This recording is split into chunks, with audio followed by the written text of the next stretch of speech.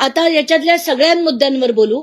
पहिलं म्हणजे शीतल तेजवानी हा व्यवहार करूच शकत नाही, कारण तो व्यवहार करण्यासाठी डॉक्युमेंटवर गायकवाड कुटुंबाचं नाव हे फक्त इतर हक्कात सातबाऱ्यावर आधी होतं.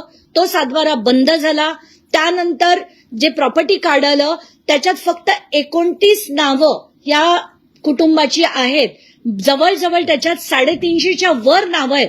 कारण आता ही जी 271 नावं आपण बघितली त्याच्यापैकी जवळजवळ 50 लोक हे मयत झालेले आहेत. त्यांचे वारस त्याच्यावर लागल्यानंतर 350 ते 340 लोक आता आहेत जे डॉक्युमेंट्स शीतल तेजवानीकडे नव्हते.